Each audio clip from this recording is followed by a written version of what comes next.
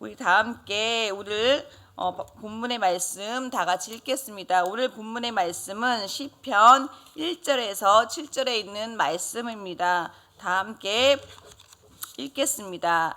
여호와여, 주께서 나를 살펴보셨으므로 나를 아시나이다. 주께서 내가 앉고 일어섬을 아시고 멀리서도 나의 생각을 밝히 아시오며 나의 모든 길과 내가 눕는 것을 살펴보셨으므로 나의 생각을 밝히 아시오며 야외 내 혀의 말을 알지 못하는 것이 하나도 없으시니라. 주께서 나의 앞뒤를 둘러싸시고 내게 안수하셨나이다. 이 지식이 내게 너무 기이하니 높아서 내가 능히 미치지 못하나이다. 내가 주의 영을 떠나 어디로 가며 주의 앞에서 어디로 피하리이까. 아멘. 오늘은 하나님의 시선이라는 제목으로 여러분과 함께 하나님의 말씀을 또 은혜의 말씀을 나누고자 합니다. 시편 139편은 다윗의 시로 다윗이 인생의 온갖 역경을 겪으면서 하나님이 자신을 항상 돌보고 계심을 인식하며 하나님께 자신의 신앙을 고백한 시이기도 합니다. 두려움과 불안 속에서 혼자라고 느낄 수밖에 없었던 자신이 오로지 의지할 분은 하나님 한 분이심을 분명히 깨달았던 다윗을 볼 수 있습니다. 이 새벽 자리에 나오신 여러분들은 모두가 사랑을 해본 경험이 한 번이라도 있을 것이라고 생각되어집니다.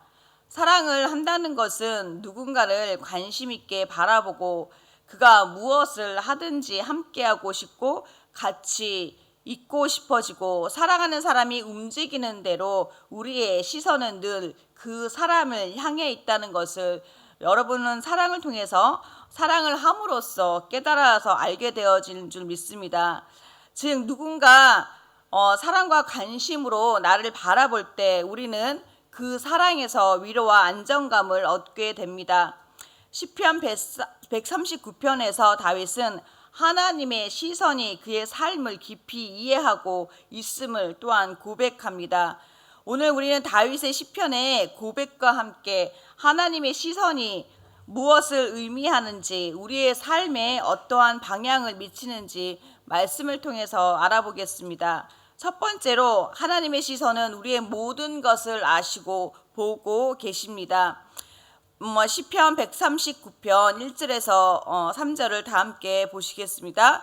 여호와여, 주께서 나를 보셨으므로 나를 아시나이다. 주께서 내가 앉고 일어섬을 아시고 멀리서도 나의 생각을 밝히 아시오며 나의 모든 길과 내가 눕는 것을 살펴보셨으므로 나의 생각을 밝히 아시오며. 하나님은 우리의 앉고 일어섬, 우리의 생각과 행동까지 아시는 전지하신 분이십니다. 우리가 앉고 일어서는 것, 길에 나아가고 눕는 것 모든 순간까지 우리를 살피시는 분인 줄 믿습니다. 우리가 어디서 무엇을 하든지 하나님은 우리의 모든 행실을 보고 계신다는 사실입니다. 우리가 아무렇지도 않게 하는 행동, 말뿐만 아니라 우리의 생각까지도 하나님은 다 알고 보고 계시다는 사실을 우리는 알아야 합니다. 그렇다면 여러분은 여러분의 삶에서 하나님이 여러분을 보고 계시다는 것을 어떻게 인지하고 계시나요? 우리가 누구와 있는지, 우리가 무엇을 행하고 말하는지 하나님은 저와 여러분의 모든 것을 보고 있다는 것입니다. 그런데 말입니다.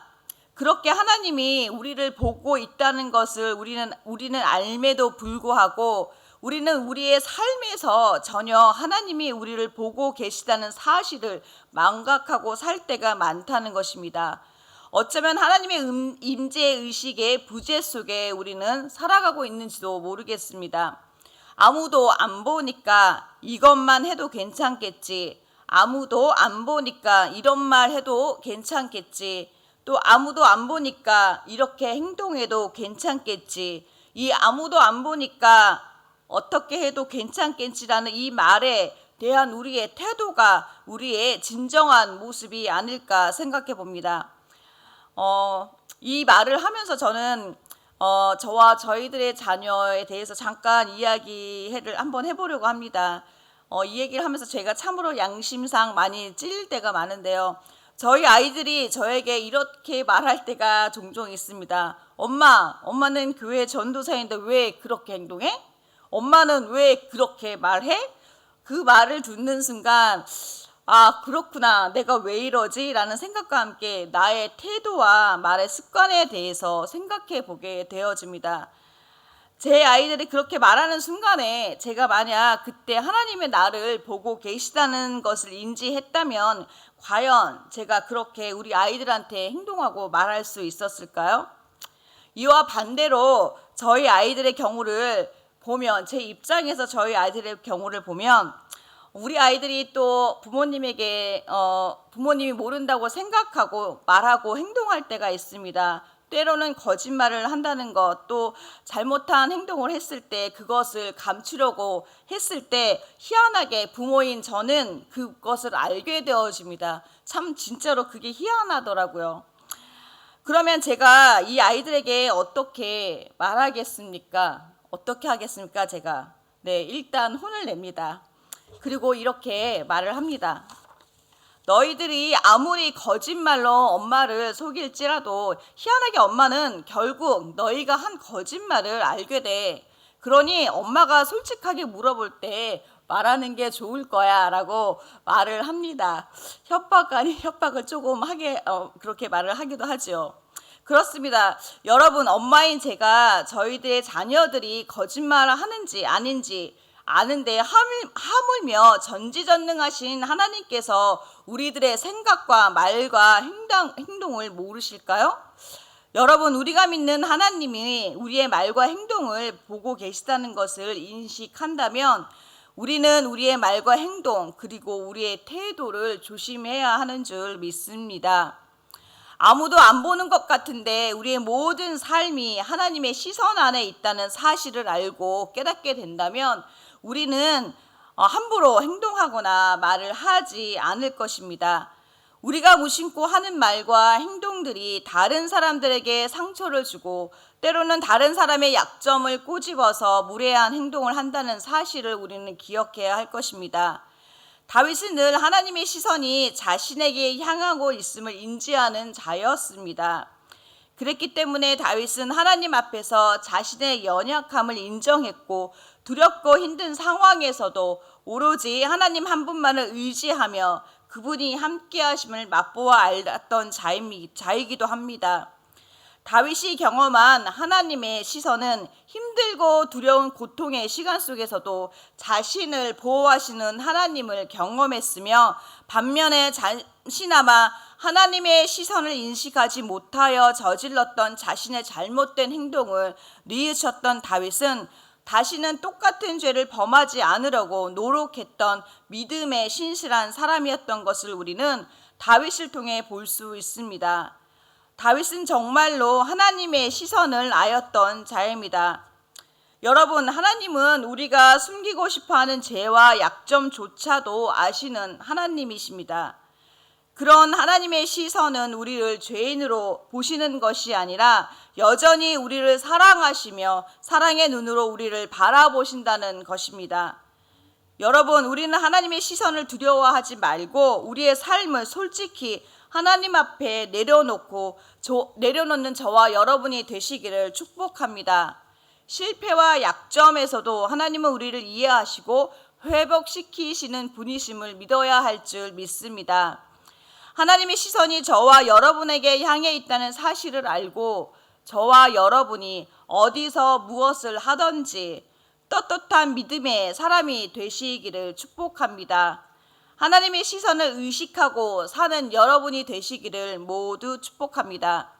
두 번째로, 하나님의 시선은 모든 것을 이해하시고 보호하십니다. 시편 139편 4절에서 5절을 보시겠습니다. 여호와여, 내 혀의 말을 알지 못하는 것이 하나도 없으시이니라. 주께서 나의 앞뒤를 둘러싸시고 내게 안수하셨나이다. 하나님은 우리의 말뿐 아니라 우리의 마음의 깊은 동기와 생각까지도 아시고 이해하시는 분이십니다. 시편 139편 5절에 다윗은 하나님의 시선이 자신을 둘러싸고 보호하신다고 고백합니다.